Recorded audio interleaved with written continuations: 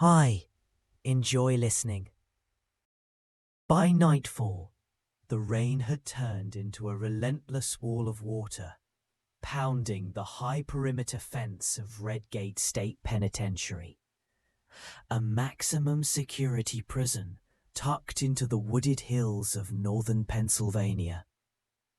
The storm seemed almost personal, as if the thick, bruised blue clouds had gathered only over this one stretch of land, determined to punish the men inside a second time for their crimes. Each crack of thunder rattled the ground, and the lightning split the sky wide open in flashes so bright they burned after images into the eyes. Out in the guard post on the east yard, Travis Whitaker pulled his coat tighter around him. The wind found every gap, every seam, slicing right through the cheap fabric and into his bones. He shifted from one foot to the other, trying to keep warm, and muttered a curse under his breath. Whether he was shivering from the cold or from the faint dread that always came with working the night shift, he couldn't say for sure. From his little observation hut, nothing more than a plywood box with a plexiglass window, Travis had a half-obscured view of the prison yard below. The rain had turned the open space into a giant mud pit, with a sluggish stream now flowing straight through the center. On a night like this, he doubted anyone in their right mind would be moving around out there. Besides, no one had ever escaped Redgate. Not once. At least, that's what he'd been told during training. The prison walls were 16 feet high and topped with triple strands of electrified razor wire. The only way in or out was through the two checkpoints, the main gate on the front road and the service gate near the maintenance yard. Both were locked down tight 24 hours a day, 7 days a week. The security protocols were so ironclad, most guards figured their real job was just to keep the place running until the inmates served their time. Still, Travis kept glancing at his watch, counting down the hours until his shift was over. He could already picture the warm bed back at the small apartment he shared with his wife, Jenna. She was probably curled up under the blanket right now, the heater humming in the corner. Meanwhile, he was stuck out here, like some human scarecrow, guarding 200 men who were probably dreaming about anything except escaping. Truthfully, Travis hadn't planned on working here. After serving in the Marines, he drifted back home, unsure of what came next. It was Jenna's mother who had pushed him toward the corrections job. Good pay, benefits, steady hours, she'd said. Plus, she half-joked, the fewer hours he spent at home, the better for their marriage. So, here he was, standing in the freezing rain, doing a job that mostly meant watching nothing happen. If Travis had known that within the hour he'd be at the center of a prison-wide alarm and staring down the fastest disciplinary write-up of his short career, he might have paid more attention to the yard instead of daydreaming about his warm apartment. Somewhere beyond the sheets of rain, a shadow moved. It was quick, low to the ground, sliding along the far edge of the yard near the dark bulk of the unfinished livestock shed.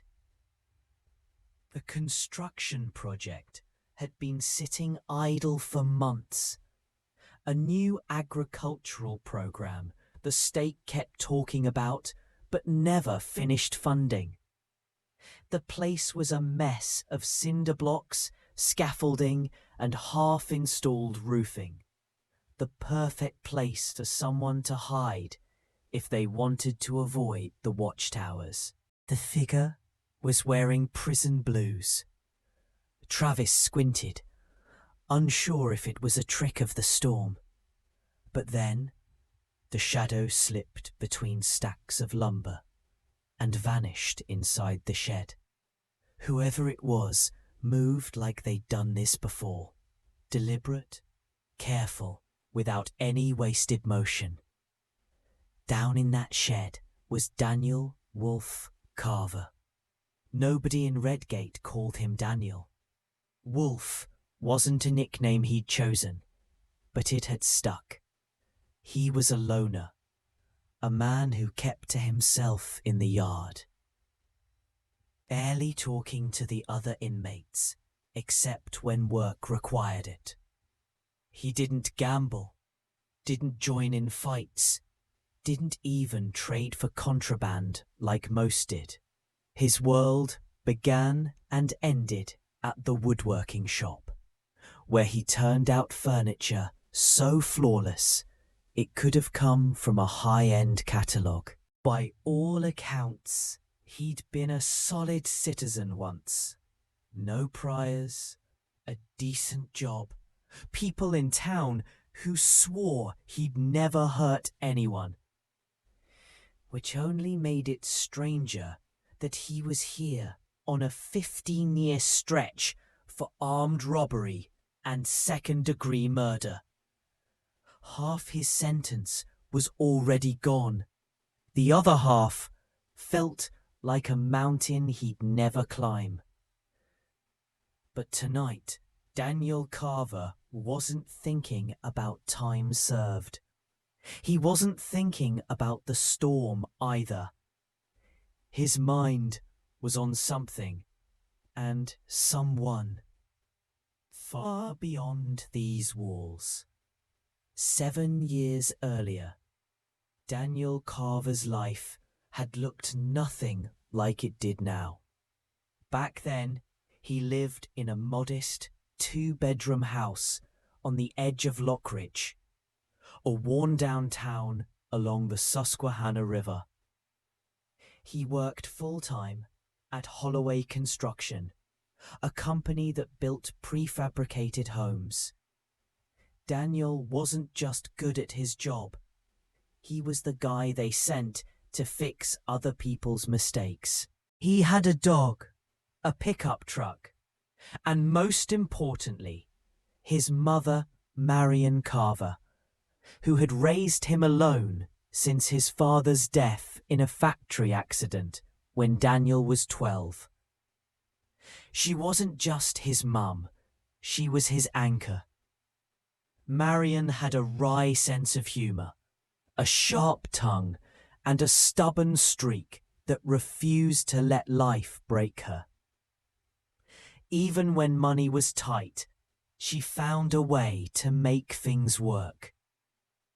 That changed the year Marion got sick. It started with fatigue she couldn't shake, then joint pain, then shortness of breath. After months of vague diagnoses and waiting lists, a specialist in Harrisburg finally gave them the answer. An aggressive autoimmune disorder attacking her organs. It wasn't curable, but with the right treatment, they might slow it down. Without it, she'd have maybe 5 years. Less if complications set in. The treatment wasn't covered by her insurance. The medication, an experimental biologic imported from Europe, cost more than Daniel made in a year. He tried everything: second jobs, selling tools, taking out high-interest loans. It wasn't enough. By the fall of that year, the money was gone, and Marian's health was starting to slide fast. That's when Daniel first heard about the Route 16 bank courier run. He hadn't been looking for trouble. It was just one of those throwaway conversations you overhear and can't forget. One night, he was at his co-worker Mike Ralston's birthday barbecue, standing around the fire pit with a beer in hand, when Mike's wife mentioned her brother's job as an armored truck driver. She laughed about how predictable the route was. They could set their watches by it.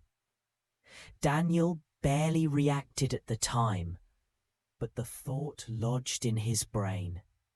Over the next few weeks, he noticed the truck himself, a green Brinks-style rig, making the same trip every Wednesday afternoon. It stopped at the regional bank in Lockridge, then at 2 branches farther out in the county, before heading back toward the city. He started doing the math, estimating how much cash it might be carrying. He told himself it was just curiosity. But late at night, lying awake in his small bedroom, with the sound of his mother's cough echoing down the hall, curiosity started to feel like a plan. Daniel knew he wasn't a career criminal. He'd never been in a fight outside of high school, never stolen so much as a candy bar. But he also knew construction wouldn't buy those drugs, and Marian didn't have time for him to figure out a more respectable way. He started researching. 2 months later, he had it all mapped out. The timing, the location, even the cover story. The plan was simple but risky. Stage an accident on a rural stretch of County Road 28, where the truck would have no choice but to stop. If the guards thought they were helping an injured man, they'd be off balance long enough for him to take control. He would grab the cash, disappear, and lay low until the heat died down. Then he'd use the money for the medicine. He told himself it was for Marian. Just Marian. The day of the robbery, Daniel took an old 10-speed bicycle from a yard sale, bent the frame with a sledgehammer, and covered himself in fake blood made from ketchup and corn syrup. When the armored truck appeared on the road, right on schedule, he was sprawled in the ditch, the bike twisted beside him. It worked at first. The guards, both young, both looking like they'd been on the job less than a year, jumped out to help. Daniel moved fast, using the wrestling skills he picked up in high school to shove one guard into the weeds. But the other drew his sidearm. Daniel kept his voice calm. "Put the gun down and nobody gets hurt," he said. The kid's hands were shaking so badly, Daniel thought the weapon might slip from his grip. But instead of lowering it, the guard started moving toward him. Then came the shot. It wasn't Daniel who fired. It was the young guard, accidentally pulling the trigger as his partner scrambled up from the ditch. The bullet hit the partner in the chest. He went down instantly. For a second, the world went silent. Then Daniel moved. He wrenched the gun away, knocked the guard unconscious, and loaded a canvas bag with stacks of bills. Before leaving, he called 911 from the roadside payphone 100 yards away, giving the location. He knew one of those men was beyond saving, but maybe the other would live. He didn't go straight home. He buried the money in a section of state forest he knew well, marking the spot with a stack of stones under a fallen pine. The plan was to wait until things cooled off, then get Marion the treatment she needed. But things never cooled off. The investigation went statewide. The murder charge was unavoidable, even though the ballistics proved Daniel hadn't fired the fatal shot. The robbery alone was enough to bury him under a 15-year sentence. And through it all, he never told a soul where the money was hidden. Not even Marion. He figured he'd find a way to get the message to her son. 7 years into his sentence, he still hadn't. Marion's health was failing again, faster this time. And tonight, in the roar of the storm, with the guards distracted and the livestock shed door left unlocked, Daniel had his way out.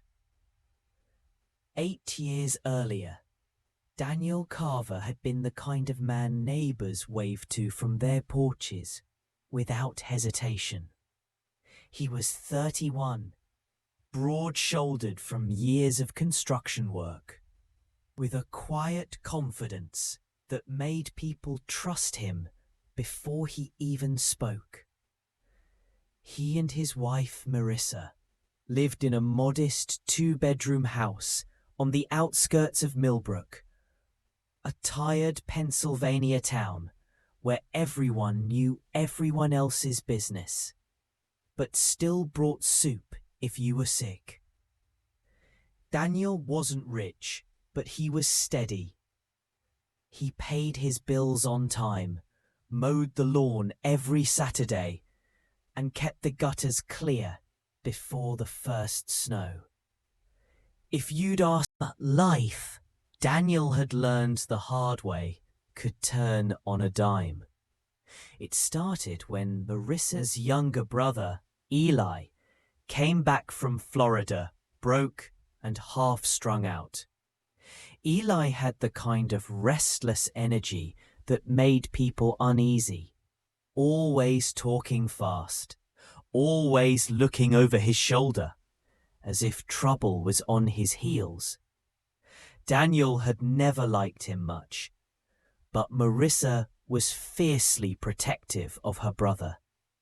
She convinced Daniel to let Eli stay just for a couple of weeks until he got back on his feet.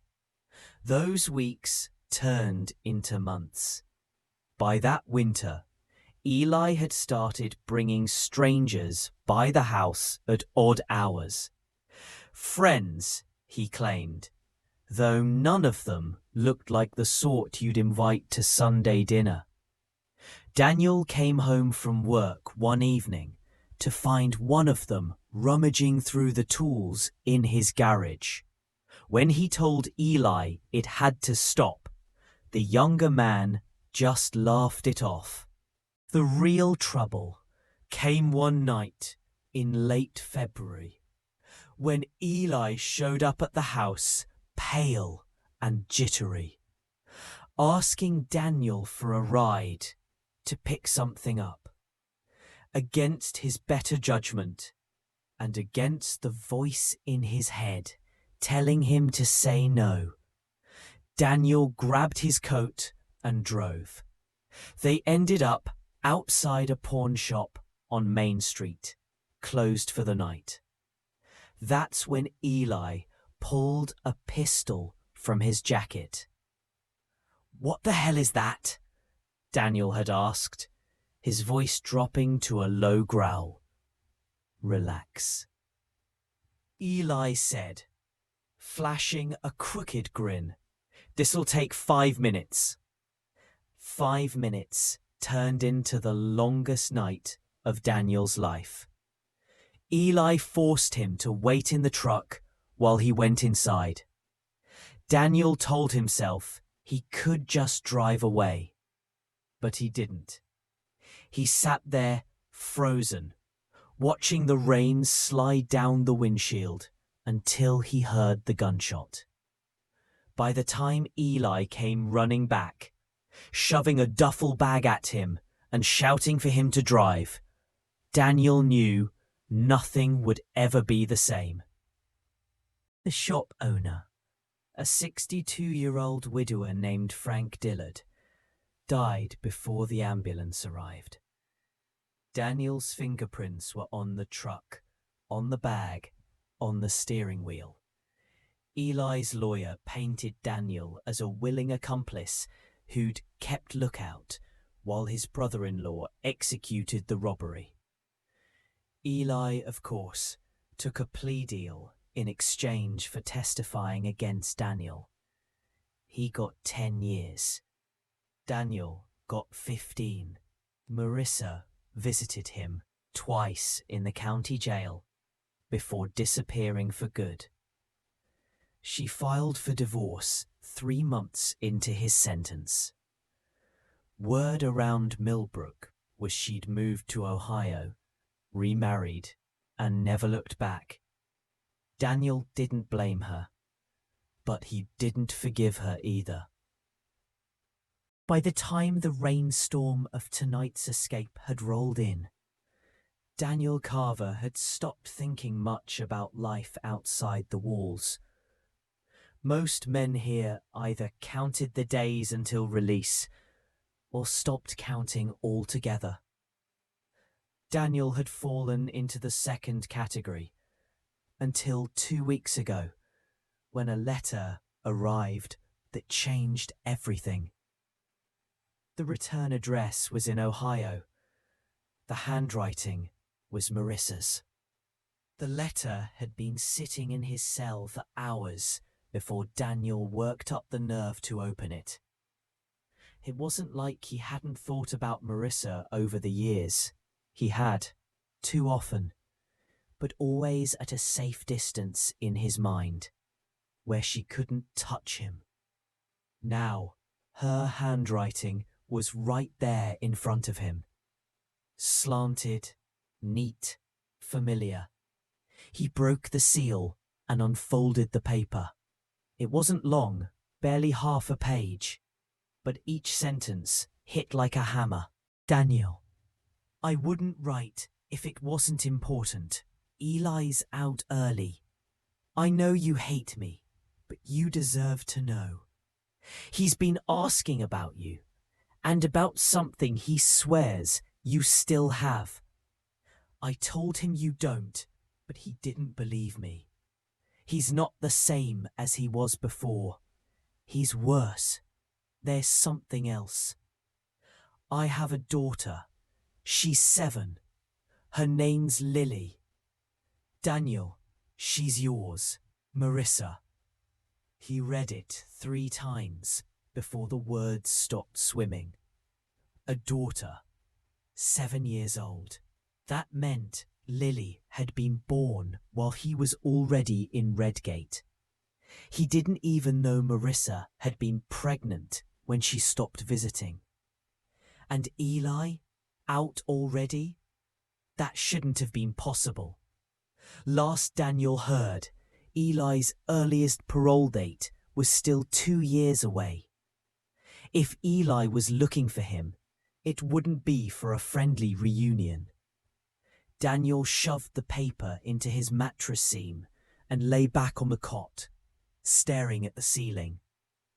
Every nerve in his body hummed with a restless day. There was no doubt in his mind what Eli thought he still had.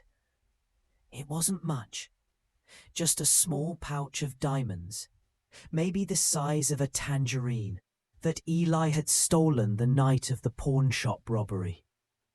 Daniel had hidden them before the cops caught him, thinking he might use them to bargain for the truth later. But the diamonds had sat untouched for 8 years, buried where no one but him could find them.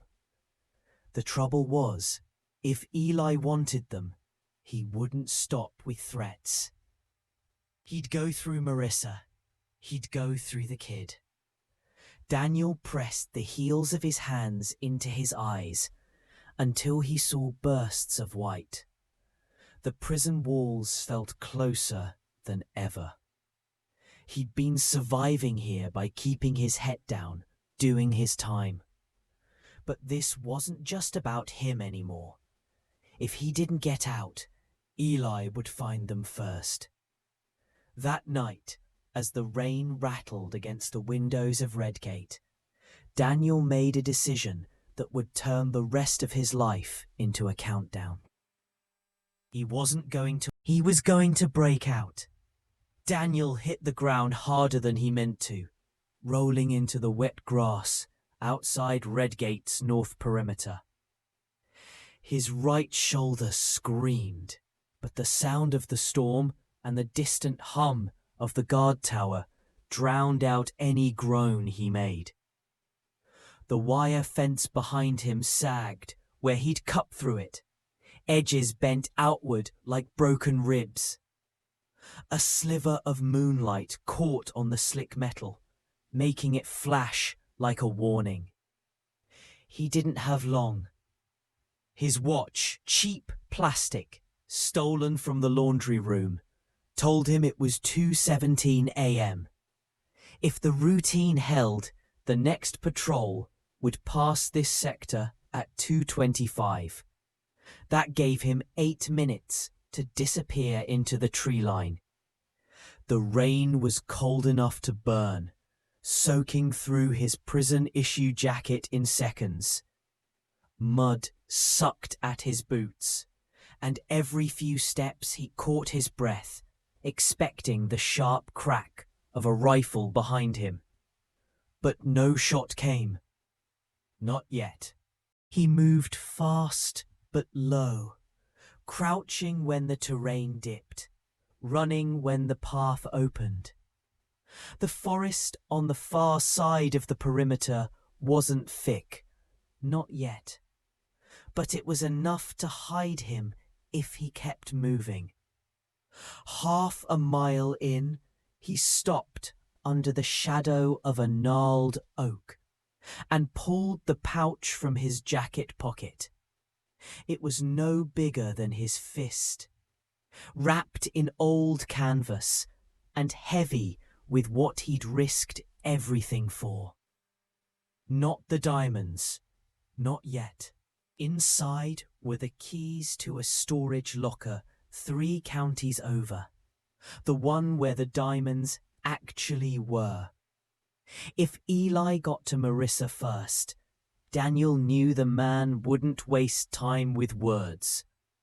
And if Eli found the locker before him, there'd be no bargaining, no warning, just blood. Daniel shoved the pouch back inside his jacket and kept moving.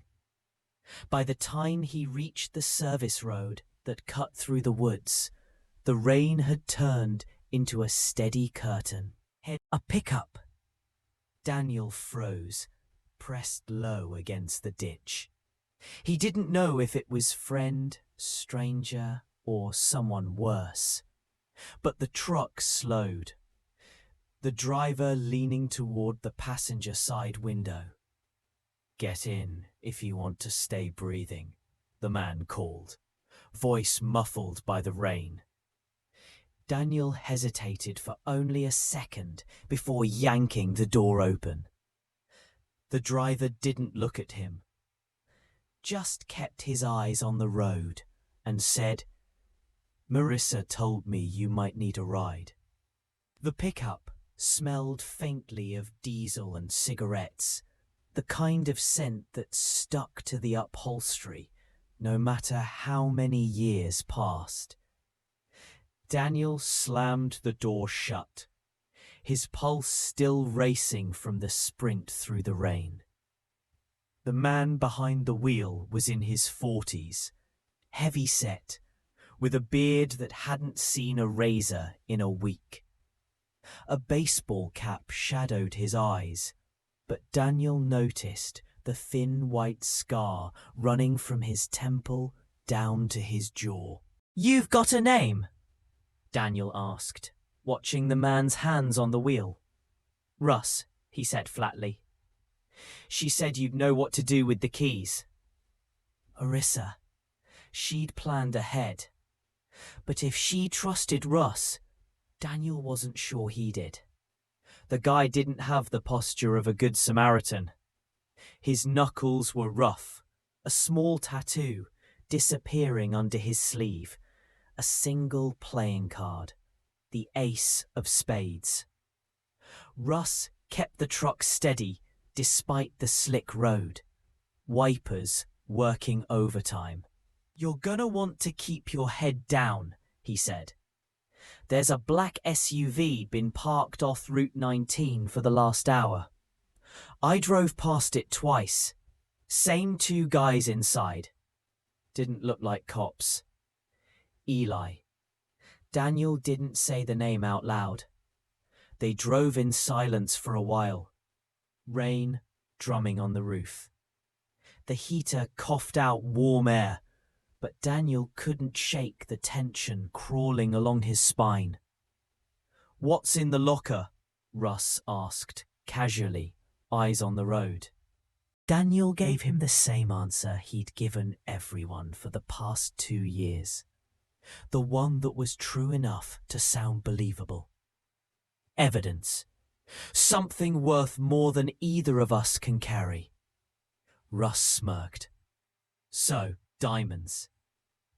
Daniel didn't answer. The pickup slowed as they approached a narrow bridge. Halfway across, headlights bloomed in the rearview mirror, low, wide, too bright to be a coincidence. The SUV. "Buckle up," Russ said. The truck's engine roared as he pressed the gas, tires spitting water. The SUV followed, its grille growing larger in the side mirror. Daniel reached for the glove box on instinct. Inside, a rusted revolver and half a box of ammunition. He looked at Russ. "You planning to explain who you really are before they catch up?" Russ didn't look back. "I'm the guy she called because I don't ask twice." The SUV swerved into the opposite lane, closing in fast.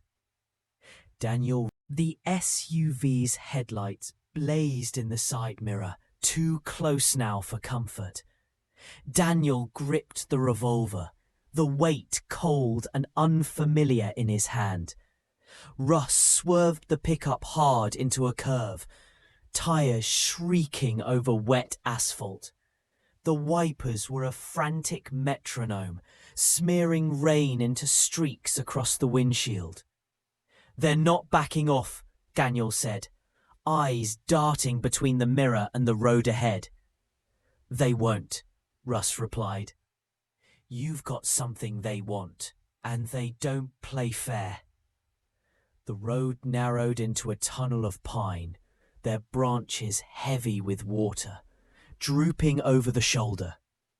The SUV stayed close, its engine growling every time Russ accelerated. Up ahead, 2 faint red dots blinked in the fog. Brake lights. Russ muttered a curse. As the shapes sharpened through the rain, Daniel saw what he meant. A black pickup pulled across the road, its bed stacked with plywood sheets, blocking both lanes. A man in a raincoat stood in front of it, holding a flashlight that didn't sway like someone trying to signal help. It stayed steady, aimed right at them. "This is a setup," Daniel said. Russ slammed the brakes, twisting the wheel. The pickup fishtailed, mud spraying as they veered off the road and into the ditch. Daniel's shoulder smashed into the door, pain flaring white-hot. The SUV behind them swerved too, trying to follow, but the angle was wrong. It clipped a tree, crumpling its front end with a shriek of metal. Russ didn't slow. He wrestled the pickup through the ditch and up onto a narrow service trail, branches whipping the side mirrors. "We'll lose them in the switchbacks," he said. Daniel didn't believe it. He'd spent enough time thinking about Eli to know the man's reach wasn't measured in miles. It was measured in minutes. As the truck bounced over roots and rocks, Daniel kept one hand on the dashboard and the other on the revolver. "You sure you're not leading me somewhere worse?" Russ shot him a glance. "Depends on your definition of worse." They hit a sharp bend, and the trail spat them out into an open clearing. Beyond it, the faint glow of a town flickered through the rain. Russ exhaled, easing off the gas. "If we make it there, we've got choices." Daniel didn't answer. He was staring at the shadow that had just stepped out from behind a billboard at the edge of the clearing. Tall, lean, and holding an umbrella despite the downpour. Even at this distance, Daniel knew it was Eli. Russ braked hard, the pickup sliding to a stop in the mud. The wipers kept swiping at nothing, their squeak the only sound between the three men. Eli didn't move. He stood under his black umbrella, like the rain was an inconvenience only for other people. His dark coat clung to him in places, the rest hanging loose, as if he'd been standing there a while. Russ's fingers twitched on the wheel. "We could just go around," he muttered. Daniel didn't answer. His pulse was hammering. Not from fear exactly, but from the slow, icy realization that no matter how far they drove, Eli had been one step ahead. Eli took a few steps forward, boots sinking slightly into the sodden ground. "Evening, Daniel," he called out, voice smooth enough to cut glass. Daniel pushed open the passenger door, ignoring Russ's hissed warning. "You've been busy," Eli said, stopping just far enough away that the rain between them blurred his features. "Chasing things that don't belong to you." Daniel's jaw tightened. "I took back what was mine." Eli smiled faintly, the kind of smile that said, "You don't even know the game you're playing." "Yours? You think you can just pull a thread and the whole thing won't unravel?"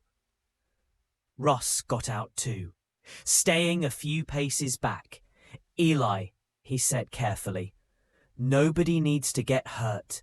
We can—" Eli cut him off with a glance, sharp enough to pin him in place. "This isn't your concern, Russ. I know you were paid to keep him breathing, but that window is closing fast." Daniel felt the heat rise in his chest. "What do you want?" Eli tilted his head.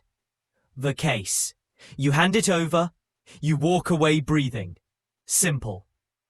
Daniel's fingers tightened on the revolver. Rainwater ran down the barrel and dripped onto his sleeve.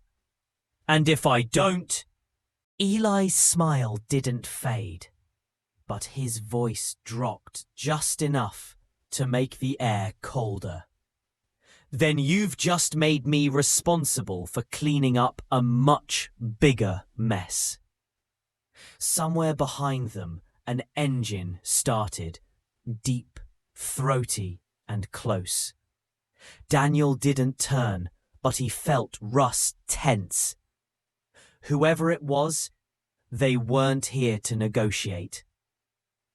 Eli stepped closer, umbrella tipping just enough to reveal his eyes, steady, unreadable, but burning with something Daniel had seen only once before.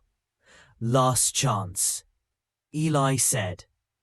The revolver suddenly felt weightless. The rain seemed to still for a moment, as if the world was holding its breath. Daniel could feel the grit of mud beneath his boots, the cold sting of water soaking through his shirt, the dull ache in his jaw from clenching it too long. Eli waited. No rush, no fidgeting, just a man who knew the answer before the question. Behind Daniel, the low growl of the approaching engine grew louder. A dark SUV rolled into view, headlights cutting through the curtain of rain. Two figures stepped out, moving with the kind of deliberate calm that said they'd done this before, and they wouldn't need to do it twice. Russ shifted his weight, whispering under his breath, Dan, whatever you're thinking, you've got 3 seconds before we're both dead. Daniel's eyes flicked between Eli and the newcomers. His mind worked through the math. The weight of the revolver, the distance, the odds. None of it came out clean. Eli took one step closer, his shoes sinking into the mud. Give me the case, Daniel. You walk away. No one follows you. Daniel thought of the miles He thought of what Eli had said earlier, about pulling a thread, about the mess, about the kind of people who didn't give second chances. In one motion, Daniel turned toward Russ, ripped open the passenger door and grabbed the case. It was colder than he expected, slick with rain.